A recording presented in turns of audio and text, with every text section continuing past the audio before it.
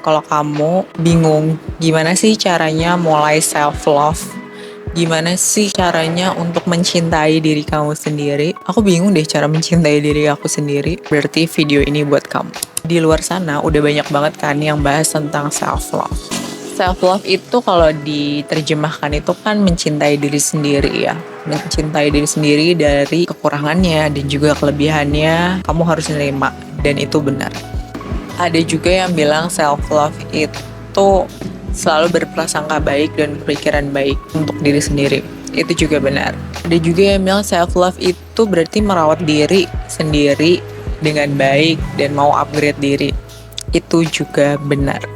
Cuman setelah perjalanannya, setelah aku memulai perjalanan self-love aku sendiri, aku tuh ngerasa kok kayak ada yang kurang ya yang dijelasin sama orang-orang di luar tuh. Karena perjalanan aku tuh penuh rasa sakit, penuh nangis, penuh struggle gitu. Dan gak mudah. Terus pas aku ketemu salah satu YouTube kunci hidup, Mbak Desi, itu videonya keren-keren banget. Aku rekomendasiin kamu juga tonton videonya Mbak Desi. Aku ketemu salah satu video tentang mencintai diri sendiri yang sesungguhnya. Kalau kamu mau tahu detailnya, aku kasih linknya di bawah, kamu bisa tonton detailnya di situ. Karena Mbak Desi jelasinnya lebih detail karena dia expert di bidangnya gitu. Terus pas aku nonton videonya, ini dia nih gitu, maksudnya ini dia nih yang dikatakan Mbak Desi ini yang aku lalui gitu. Karena apa-apa yang dibilang sama orang itu ada sih yang bilang yang sama kayak Mbak Desi tapi nggak spesifik ngomong self love atau mencintai diri gitu. Cuma lebih banyak hal-hal positifnya karena memang self love ya banyaknya memang hal positif. Tapi sebelum melangkah ke sana, berada dalam situasi di mana kita udah bisa mencenderungkan diri kita ke hal-hal yang positif, kita harus siap menderita dulu. Dan memang benar apa yang dikatakan Mbak Desi, step pertama untuk memulai self love itu sanggup untuk menderita. Karena apa? Kita itu kan dibentuk atau terbentuk dalam lingkungan yang berbeda-beda, dalam pola asuh yang berbeda, lingkungan yang berbeda, teman-teman yang berbeda, sekolah yang berbeda, wilayah yang berbeda, dan banyak hal yang berbeda gitu. Setelah aku lihat-lihat, ternyata emang banyak loh orang yang punya trauma ternyata sama masa lalunya. Ternyata itu yang perlu dibenerin dulu dalam tanda kutip sebelum kamu move on ke masa kini dan masa depan kamu. Jadi istilahnya, ketika kamu jalan, istilahinnya aja nih kamu mobil kamu tuh rusak. Tapi kalau misalkan rusaknya spionnya lecet dikit kan masih bisa jalan. Atau bodinya tergores dikit itu masih bisa jalan.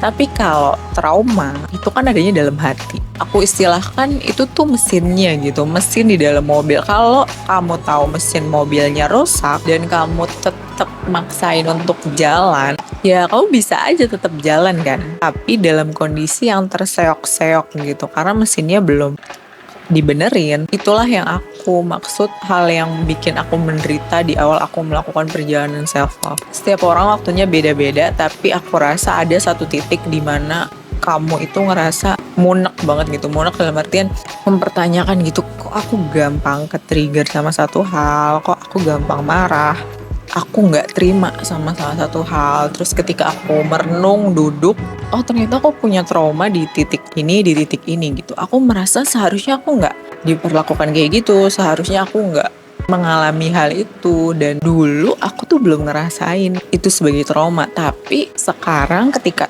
gampang banget ke trigger, itu aku jadi mikir ulang kan, oh ini yang perlu diperbaiki nih. Aku perlu merilis emosiku yang dulu yang belum sempat aku rilis. Dan itu yang dibilang Mbak Desi, untuk bersiap untuk sakit, bersiap untuk menderita. Perjalanannya nggak mudah banget dan penuh ups and down, tapi aku pikir itu adalah titik utama yang harus kamu lalui gitu, step pertama. Karena step-step selanjutnya itu cenderung lebih mudah gitu. Bahkan aku mengira aku tuh udah selesai gitu, aku udah berdamai dengan kondisi atau kejadian masa lalu yang bikin aku gampang ke-trigger. Tapi ternyata setelah aku sadari, setelah beberapa bulan, aku ke-trigger lagi. Dan aku mutusin untuk ngulang lagi healing prosesnya terhadap masa lalu itu, terhadap emosi yang dulu masih terpendam yang masih ada di dalam tubuhku yang belum aku keluarkan. Dan ya nggak apa-apa gitu, ternyata emang kayak gitu prosesnya. Karena self love itu kan perjalanan seumur hidup ya. Kamu nggak bisa selalu ada di vibrasi yang tinggi terus gitu. Pasti ada down-nya, pasti ada netralnya, pasti ada high-nya. Itu pasti ada gitu. Nggak selalu positif terus, nggak selalu senang-senang terus. Namanya hidup kan. Cuman kamu bisa lebih ngontrol gitu ketika kamu udah berdamai nih sama keadaan masa lalu, terus juga fokus ke masa kini, ke kamunya aja, hal-hal yang sekarang kamu kerjain. Gimana caranya bisa lebih mencintai dirimu, mencintai apa yang kamu lakukan, menerima kekurangan kamu, itu bakal lebih ringan gitu, karena beban emosi masa lalu tuh udah kamu rilis. Itu ada prosesnya sendiri yang harus kamu lalui, baru kamu fokus ke masa sekarang. Dan setelah aku mulai perjalanan self love, aku juga udah nggak terlalu overthinking tentang masa depan nih. Karena dulu aku overthinking banget. Aku takut aku nggak punya masa depan yang baik dan lain sebagainya gitu ya. Sulit dan lain sebagainya. Tapi ternyata ya itu hanya kecemasanku, hanya skenario yang ada di otak aku yang belum terjadi kan. Dan memang setelah aku belajar, itu adalah mekanisme pertahanan otak. Dulu kan kita hidup di zaman berburu dan meramu. Jadi kita tuh harus punya pertahanan yang kuat, pertahanan yang kokoh. Kita tuh sangat asing terhadap hal-hal lain gitu, hal-hal yang tidak biasa kita lakukan.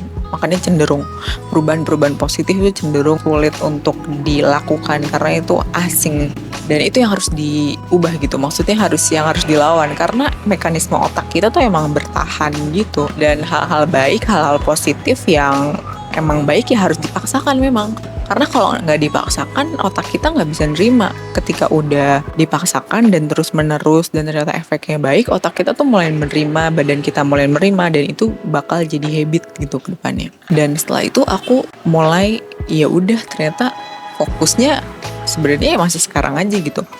Apa yang terjadi di masa lalu itu udah gak bisa aku ubah. Itu udah emang aku terima sebagai pelajaran hidup yang berharga bagi diri aku, yang membentuk diri aku sampai sekarang. Dan aku bersyukur bisa melewati itu semua. Karena ketika aku gak melewati itu semua, aku tuh gak bisa jadi diri aku yang sekarang gitu. Dan gak lagi fokus sama masa depan, karena aku tuh udah sadar kalau ternyata apa yang ada di masa depan itu ya karena keputusanku saat ini, karena apa yang aku lakukan saat ini. Jadi mulai berlatih untuk fokus ke masa sekarang, fokus ke apa yang aku mau lakukan sekarang, mulai nyaman sendirian sama diri sendiri.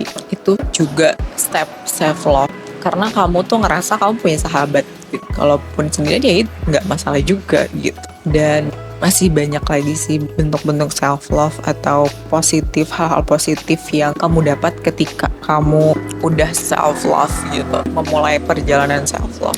Sebenarnya yang aku rada sesali itu kenapa ya dari dulu tuh nggak ada yang ngasih tahu ini gitu, nggak ada yang ngasih tahu untuk yuk mulai perjalanan self love kamu sendiri, karena ternyata sepowerful itu gitu. Kalau aku bilangnya self love itu perjalanan untuk pemulihan diri dan mengenal diri sendiri lagi.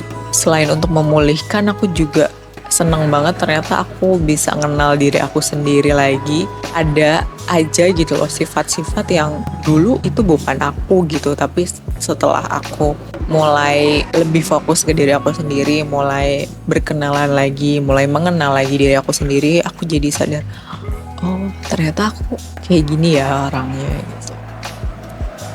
Dan senang sih masih belajar sampai sekarang, belum 100% sepenuhnya paham karena self love itu perjalanan seumur hidup.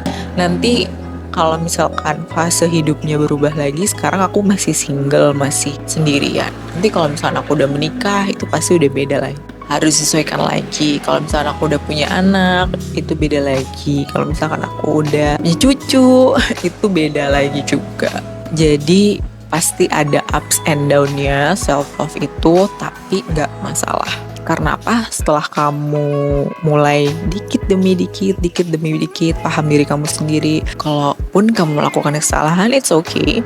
Kesalahan kamu bisa jadi pelajaran buat diri kamu kan.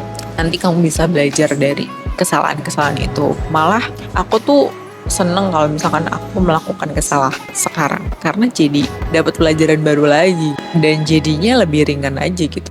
Kalau kata Taylor Swift di salah satu speech-nya ketika dia lulus doktor, itu dia bilang hidup ini sebenarnya perkara hal catch and release.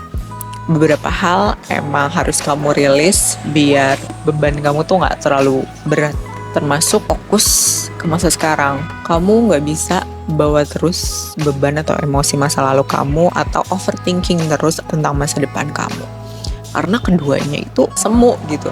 Masa lalu ya udah selesai di masa lalu, dan masa depan ya akan terjadi atau berhubungan sama apa yang kamu lakukan saat ini. Jadi peganglah aja masa sekarang, fokus ke masa sekarang, nikmati segala prosesnya, jangan terlalu saklek gitu ya, semua apa harus sesuai maumu.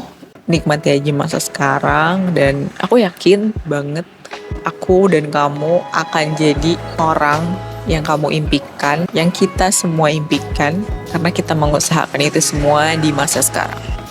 Jadi semangat, dan yuk mulai perjalanan self love kamu, dan jangan lupa meromantisasi hidup. Oke? Semoga videonya bermanfaat. Sampai ketemu di video yang lain. Bye bye.